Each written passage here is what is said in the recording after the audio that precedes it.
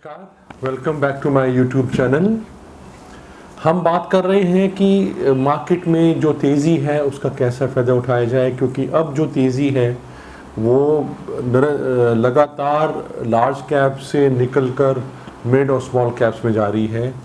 बहुत अच्छी broad based rally बन रही है। और जो अच्छी बात ये भी है कि जो कमोडिटी साइकिल है वो भी अच्छे से टर्न अराउंड कर गया है। और इसमें बहुत अच्छी अपॉर्चुनिटीज़ आएंगी और आ रही हैं। अगर आप ये चार्ट के देखें, अगर आपके सामने जो आ रहा है, ये हर 8-10 साल में एक अच्छा अपॉर्चुनिटी देता है कमोडिटी साइकिल। पीक पे जाके क्रैश करके अच्छे से फिर दोबारा पीक पे जाता है। ऐसे पिछले 50 इयर्स में 3 बार ये पीक कर चुका है और तीसरी बार ये नीचे ट्रफ पे आ रहा है। अभी जो जहाँ से ये कमोडिटी प्राइसेस टर्न कर रही हैं, अब अगर देखें तो हिस्टोरिक लो से टर्न किया है। और ये पूरी तरह से कन्विंसिंग पैटर्न है कि यहाँ से अगले कुछ साल कमोडिटीज़ फिर से पीक की तरफ जाएंगी। अब इसको अगर मद्देनज़र रखें तो बहुत अच्छी अपॉर्चुनिटीज़ आती हैं कमोडिटी प्लेस में, ख़ास करके मेटल्स में।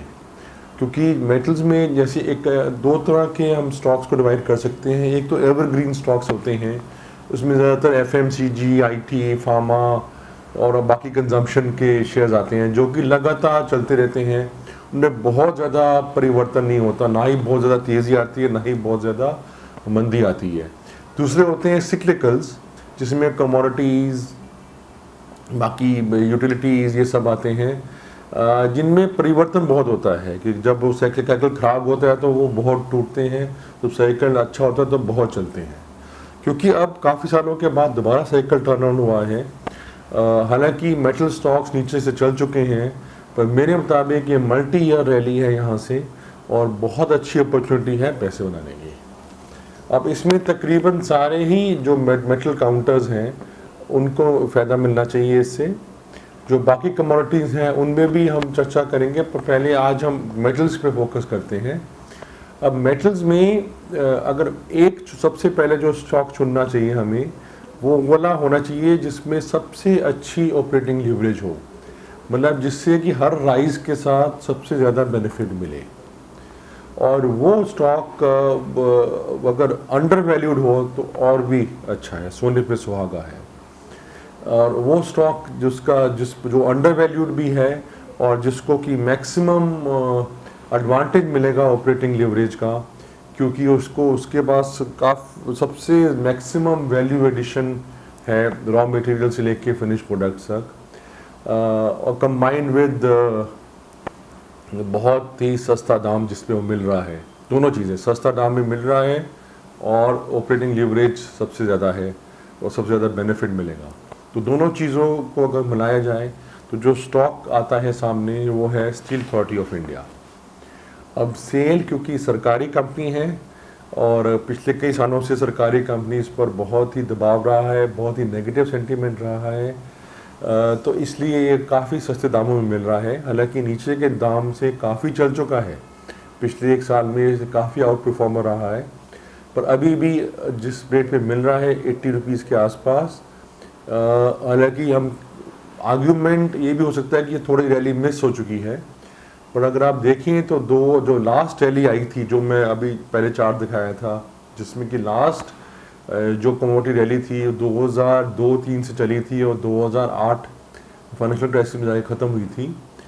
उस रैली में स्टील अथॉरिटी ऑफ इंडिया 4-5 रुपये का दाम होता था 2001-02 में, वहाँ से चलकर 300 रुपये तक गया था एंड में। तो उस के मुताबिक अभी भी 80 रुपीज़ बुरा नहीं है। अगर हम ये भी मान के चलें कि इसने सिर्फ अपने जो 2008 का पीक है उसी को छूना है अगले कुछ सालों में, तब भी यहाँ से 4 टाइम्स है, और मेरे मुताबिक उससे ज़्यादा जाएगा, क्योंकि अब काफ़ी बड़ी कंपनी है, उस वहाँ से एक्सपैंड भी कर चुकी है और फंडामेंटली भी इसके काफ़ी इम्प्रूवमेंट है वहाँ से। और मैं 2-3 और पॉइंट्स बताऊँगा जिससे कि मुझे लगता है कि अगर आप 3-4 साल का व्यू लेके चलें तो यहाँ से ये मल्टी बैगर अपॉर्चुनिटी अभी भी है डिस्पाइट द रन अप, और काफ़ी सेफ भी है क्योंकि सरकारी कंपनी है बहुत ही अच्छी इस्टेब्लिश्ड है, काफ़ी पुरानी कंपनी है, अपने सेगमेंट्स में लीडर भी है और हर तरह से हर पैरामीटर को टिक करती है।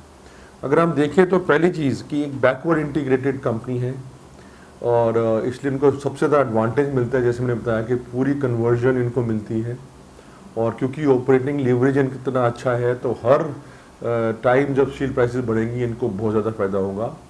एक रिपोर्ट के मुताबिक हर 1000 रुपये टन अगर स्टील प्राइसेस बढ़ती हैं तो इनका EBITDA 11% से बढ़ता है और इसको इस बेसिस पर जिस तरह से स्टील प्राइसेस बढ़ने की उम्मीद है, बड़े आराम से आगे फोरकास्ट है कि ये कंपनी का जो मुनाफा है वो 40% बढ़ना चाहिए अगले 2-3 साल।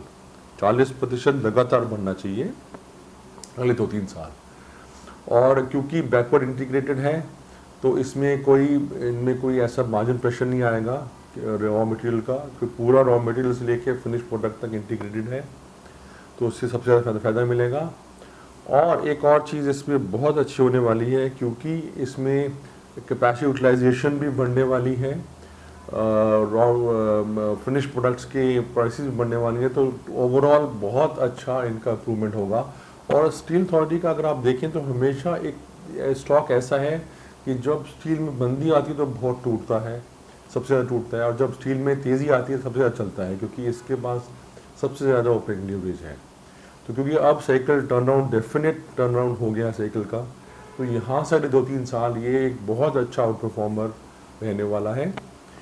एक और चीज़ जो अच्छी हो रही है कि ये लगातार डेट रिड्यूस कर रहे हैं।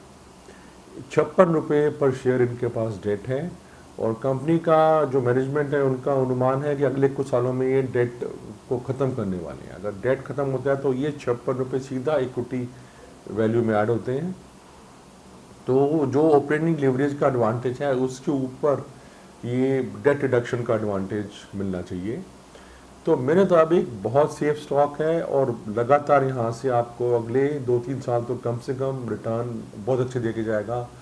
मल्टी बैगर अपॉर्चुनिटी है और बहुत दो डाउनसाइड रिस्क हैं क्योंकि जो कमोडिटी साइकिल टर्न अराउंड हुआ है वो एक डेफिनेट टर्न अराउंड हुआ है और जैसे कि आपने चार्ट में देखा, वो एक जब भी टर्न अराउंड होता है कमोडिटी साइकिल तो वो बहुत साल चलता है, ऐसे नहीं कि एक 6 महीने साल में ख़त्म हो जाएगा। वो कम से कम नॉर्मल 4-5 साल की एक अपॉर्चुनिटी होती है, पर अगर आप 2-3 साल भी मान के चलें तो यहाँ से काफ़ी स्टॉक को चलना है और मेरे मुताबिक आपको ये जल्दी से जल्दी लेना चाहिए। और इसमें मैं आपको फंडामेंटल्स भी बता दूँ कि अभी भी क्योंकि सरकारी कंपनी रही है और क्योंकि साइकिल पीछे ख़राब था और ख़राब साइकिल में सेल काफ़ी टूटता है, तो अभी भी कंपेरेटर्स जो इनके हैं टाटा स्टील, जिंदल स्टील से ये काफ़ी डिस्काउंट में कोट हो रहा है। इसका 25-30% डिस्काउंट है वैल्यूएशन में अपने कंपैरेटिव पेयर्स के मुताबिक। और इसका इतना जो प्राइस टू बुक वैल्यू है वो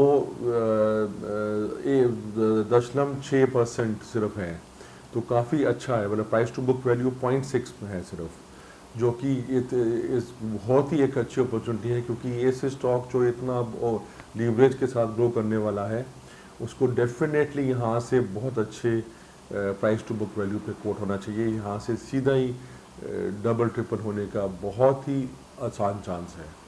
तो मेरे मुताबिक ये स्टॉक काफ़ी अच्छा रहेगा आपके लिए। इसका रिटर्न ऑन इक्विटी 16% है जो कि कहीं से कैप्चर नहीं हो रहा। प्राइस टू बुक अगर देखें 0.6 का और 4.2 है EV बाय EBITDA FY22 की अर्निंग का।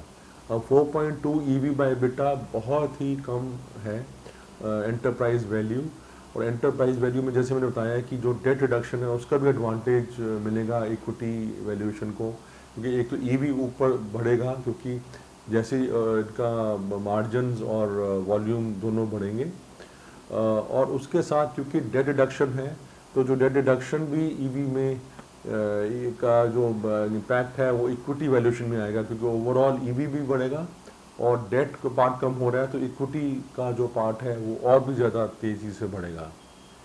तो हर लिहाज से चाहे आप वैल्यूएशन से देखें, रिटर्न ऑन इक्विटी, बाकी रिटर्न पैरामीटर से देखें, या जो आगे अनुमान है जिस तरह से स्टील प्राइसेस बढ़ रही हैं और इनकी जो ऑपरेटिंग लेवरेज है उसका एडवांटेज जो मिलेगा इनको, उसको मद्देनजर रखते हुए ये क्लियरली यहाँ से बहुत अच्छा अपॉर्चुनिटी है आपको अपने कैपिटल को मल्टीप्लाई करने का, और with very limited downside risk, क्योंकि इसमें कोई प्रोमोटर का खतरा नहीं है, सरकारी कंपनी है।